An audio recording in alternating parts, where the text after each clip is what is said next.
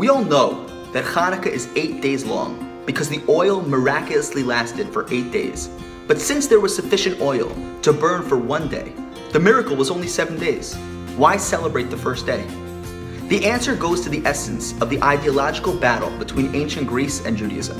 The Greeks only recognized that which they could measure within the universe. If there is a God, he is divorced from the world and has nothing to do with guiding events. Judaism, in contrast, believes that God not only created the universe, but is constantly sustaining it. And he is ultimately the cause for everything that happens in our world. Nothing is random. There are no coincidences. Therefore, everything is really a miracle. The only reason oil burns even 1 day is because the Almighty makes it burn. He's behind everything. So even the first day of the oil burning is a miracle.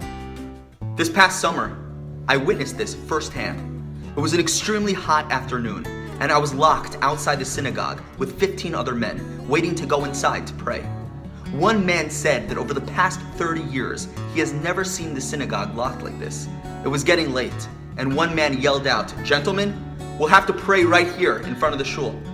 As we all prayed together, wiping the sweat from our faces, a Jeep pulled up in front of us.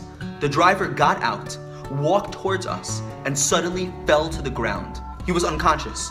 We ran over to him, and a doctor in our group said that he had a cardiac arrest and began resuscitation.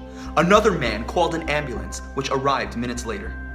A police officer arrived and asked if anyone else was in the car. No one had even thought about that. After finding the man's car keys, the officer rushed to the car and saw a 2-year-old girl drenched in sweat, harnessed in a car seat in the back.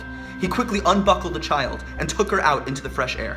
We stood there in shock, realizing that this little girl could have suffocated in the intense heat of the closed car. Thank God, the man began to regain consciousness. The child's mother arrived, and we watched her cry as she held her daughter in her arms. After hearing why we were all outside, right when her husband collapsed, she said that a true miracle had taken place. Had the synagogue been opened like every other day, her husband and daughter may not have survived. The Greeks would have viewed this as a coincidence. We all felt that we had personally witnessed a miracle. Albert Einstein said, "There are only 2 ways to live your life. One is as though nothing is a miracle. The other is as though everything is a miracle." As you light your menorah, remember, everything has a purpose. Nothing is random. And look for the miraculous embedded in every day.